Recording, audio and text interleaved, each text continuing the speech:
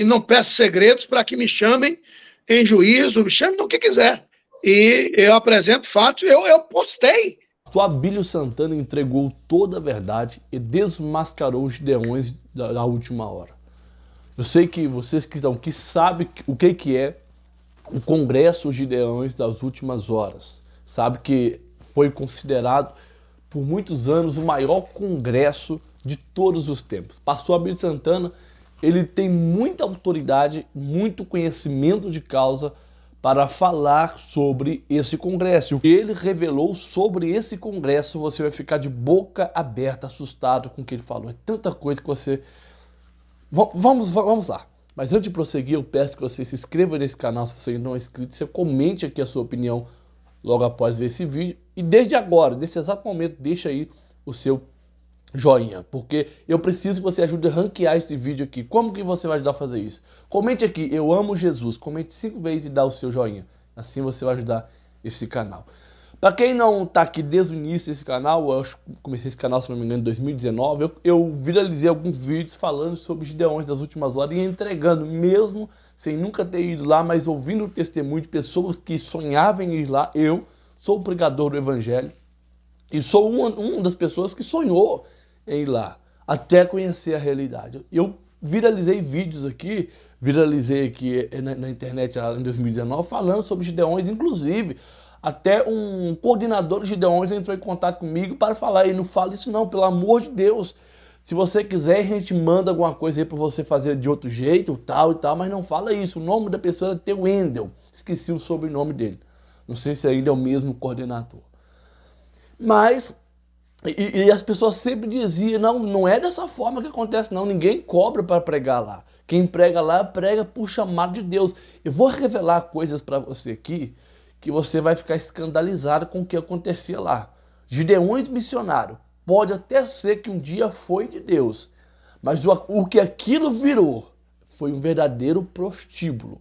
Isso aqui eu estou falando com toda a certeza do mundo. O próprio pastor Abílio Santana, que vai comentar nesse vídeo aqui, que vai entregar toda a podridão, o próprio pastor. Se você for pesquisar, tem histórias lá que você vai falar, isso não pode ser um pastor. Isso não pode ser um pastor. Procura aí, Abílio Santana e uma cantora aí. Procura aí que você vai ver toda a história. Eu não vou reviver aqui essa história com vocês porque já passou. Mas por que eu quero trazer essa história dos Gideões para você aqui? O sonho de todo pregador, de todo jovem pregador, é ir aos Gideões pregar. Por quê? Os Gideões era um grande centro de evangelizações ali. Milhares de pessoas passavam ali todos os anos. Já visto que muitos diziam que no ginásio comportava 120 mil pessoas. Então os pregadores queriam pregar lá por quê? Era para honrar o nome do Senhor? Não. É porque lá é uma vitrine. Se você pregava lá, você ficava famoso no mundo inteiro. O pastor Abílio Santana foi projetado, assim como o pastor Marcos Feliciano, foi projetado para uma fama terrível para o mundo inteiro através dos Gideões missionários da última hora, ou das últimas horas. E para você pregar lá, você não tinha que ser escolhido por Deus para pregar lá. Você tinha que ter dinheiro para pregar, porque você pagava ou paga ainda para você poder pregar lá. O pastor Abílio Santana vai falar que ele pagou 50 mil para o filho dele pregar. E eu quero que você entenda uma coisa. Então pregar lá não era difícil pregar lá. Você tinha que ter dinheiro, você não precisava ser chamado por Deus para pregar lá. Mas é claro que você tinha que ter o dom de Deus para depois você se manter na fama, se manter em evidência. O Marcos Feliciano se mantém em evidência até hoje porque prega muito bem, é muito estudado. Apesar de todas as coisas que ele já falou, mas é um homem muito inteligente. Pastor Abílio Santana, apesar de toda a ignorância dele, apesar de todos os erros dele, é um homem que tem o dom para a pregação. Por isso que ele se mantém em evidência. Agora, pregar lá dentro nunca foi questão de ser chamado por Deus. Eu pensava assim, não, eu sou chamado por Deus, então um dia eu vou ser chamado para pregar lá. Eu não sabia. Eu não sabia que para pregar lá você tinha que ter 50 mil na conta para poder dar para eles. A obra de Deus não é isso. A obra de Deus você não cobra para pregar e nem paga para pregar. Porque de graça recebeu, de graça você vai dar. Então eu criticava muito aqui pastores como Júnior Trovão e outros que cobram um cachê altíssimo para pregar. Eu tenho um vídeo aqui falando sobre o cantor Anderson Freire, que um dia cobrou mais de quase 100 mil para cantar numa festividade numa cidade pequena. E eu critiquei isso porque, apesar de ser cantor, ele é um servo de Deus. E cobrar isso de uma cidade uma cidade pequena, uma cidade que tem os seus moradores simples, isso é um absurdo. As pessoas não concordam. As pessoas que são fãs, puxa-sacos, acham que deve cobrar mesmo, que deve explorar mesmo. Não é assim. O Evangelho de Cristo veio de graça. Você tem que... Ah, mas ele vai cantar de graça? Não, você não vai cantar de graça. Você não vai explorar ninguém. Eu nunca cobrei para pregar. Nunca cobrei um centavo para pregar. Mas tinha um lugar onde eu ia que me dava 500, 400, 300, 200 reais em uma pregação de meia hora. Eu nunca cobrei. E pra mim isso é demais. Imagina se eu ganhar 500 reais todo dia pregando. Eu ficaria rico.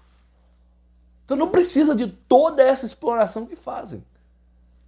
Depois desse rodeio todo, que eu sei que muitos já ficaram bravos, outros já saíram do vídeo, mas eu quero que você veja isso aqui.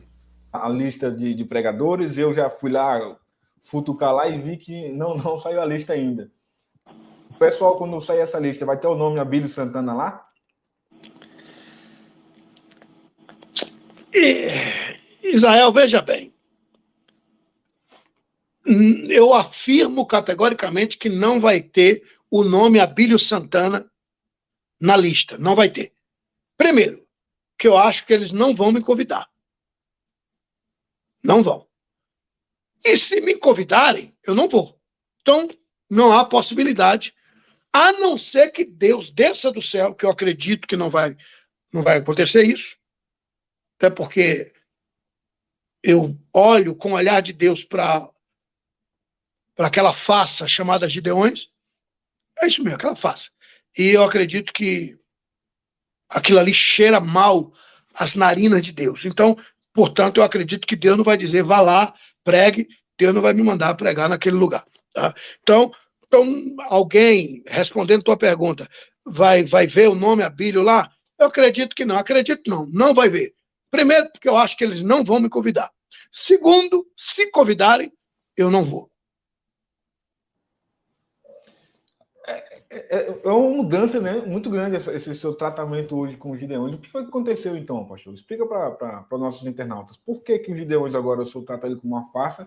Se foi um congresso, se foi um evento que lançou tantos grandes nomes, se ajudou a propagar, né, a deixar famoso, como é o seu caso, no caso do Feliciano, do Paulo Marcelo, do Adaildo. O que mudou então? Mas veja bem. Para quem não sabe, eu vou fazer, o ano que vem, 40 anos que digo que Jesus é bom. O ano que vem eu vou fazer 40 anos que estou com o microfone, né? Eu conheci alguns grandes pregadores hoje, na adolescência, né? Na adolescência, né? Então, Gideões não me fez, não. Gideões não me fez, não. Eu fui convidado. Eu cheguei lá no ano 2000, convidado, passagem paga, recebi naquela época acho que 1.500, sei lá, de cachê, tá? Então, eu cheguei lá. Não pegar lá. Não. Eles pagaram meu cachê, pagaram minha passagem, tá? Sim. No ano 2000. 2001, voltei lá, porque aí eu paguei 4 passagens. Paguei 4 passagens do Reuel, da esposa e das 2 filhas, né, no ano 2001, porque eles foram para Salvador, ficou hospedado na minha casa, numa casa que eu tinha na ilha de Taparica, deixei um carro à disposição, fizeram passeio de lanche, então andaram nas minhas lojas, né, que nessa época eu tinha uma boa quantidade de lojas de óticas em Salvador. Então, depois eu paguei a passagem. Ele chegou até a dizer, se é verdade ou inverdade, que tinha sido a primeira vez que ele tinha entrado no avião. E fui eu quem paguei para ele, para a esposa dele e para as 2 filhas que ainda eram criancinhas.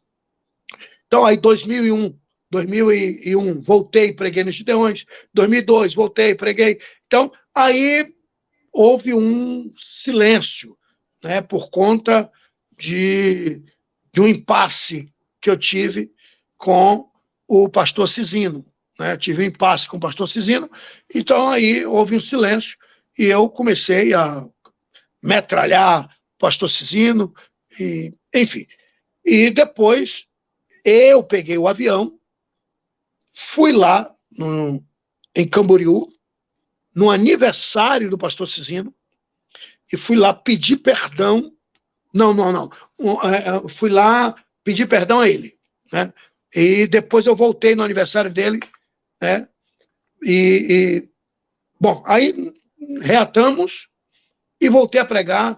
Não me lembro qual foi o tempo. Daí sim, aí eu pedi para meu filho pregar, pedi para uma menina pregar que era da minha igreja, uma missionária, e na época me foi cobrado R$51 mil. R$51 mil. Eu dei uns cheques, dei um dinheiro naquela época. E sim, um cantor também, que é da Bahia, um que é deficiente, não tem uma perna, não sei o que lá, Cordeiro. Né? Ele é até ingrato, sai por aí falando bobagem, mas fui eu quem paguei para aquela miséria cantar lá no Gideões. E fala bobagem, né? Que ele canta uma música do Voz da Verdade, estoura. Ele canta muito. Enfim, então, daí tive que pagar. Meu filho pregou por 3 anos consecutivos, paguei, né? Daí exigiam que eu pagasse alguma coisa, paguei, tá? Paguei. E depois eu achei por bem, tá? Não mais ir. Por quê? Quando o pastor Cisino, Deus o tomou para si, eu estava numa turnê na Europa. E aí eu comecei a chorar, mandei vídeos, né? E depois que eu cheguei no Brasil, fui lá, né, visitar o túmulo e tomar conhecimento do que tinha acontecido. E para minha surpresa,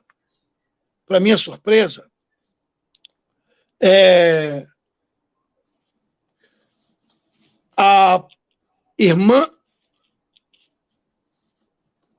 Elba, que era a esposa do pastor Cisino, que na realidade ela era uma enfermeira do pastor Cisino.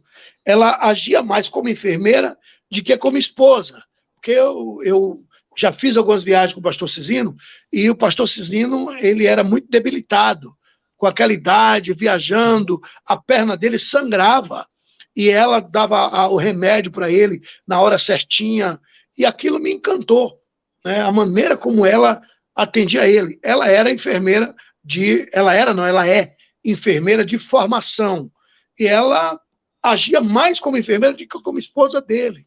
Então, uma mulher assim que deveria ser cuidada, né? Porque é o patriarca das missões no Brasil, né? Deus não é injusto.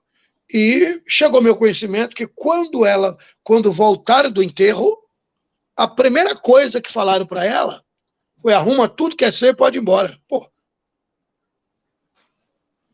Eu disse, mas isso procede? Procede. Eu tomei informação por mais 4 pessoas e bateu a informação. Eu digo, que desgraça é essa? Pode ir embora. Pode ir embora. Rapaz, a irmã Elba hoje, para quem não sabe, é a nossa igreja quem mantém ela. Todo mês, a Igreja Evangélica Assembleia de Deus Ministério de Madureira manda uma ajuda para ela não passar necessidade. Isso é uma desgraça, irmão. O Benaia, um dos filhos do pastor Cisino, foi enterrado, propriamente dito, como indigente, após a morte do pastor Cisino. Pastor Reuel Tem seus defeitos? Lógico. Mas todas as vezes que Deus ia punir um dos filhos de Davi, Deus dizia, por amor a Davi, teu pai. Deus não apaga história. O réu hoje está pela graça. Está pela graça. O filho mais velho, eu até me emociono. O filho mais velho do pastor Cisino, o pastor Rubens. Um homem digno de respeito.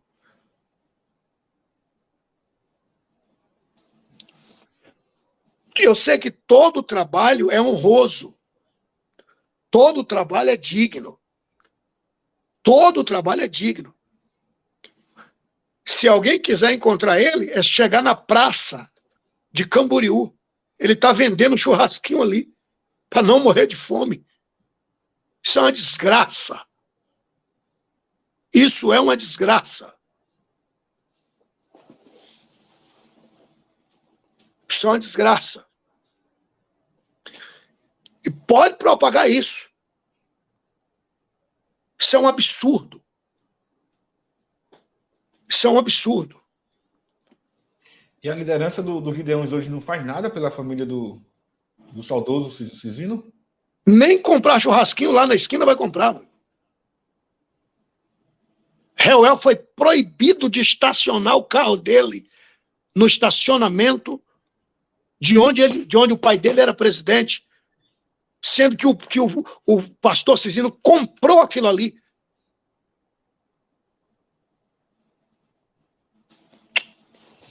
Pastor Abílio, e o espólio do pastor Cisino?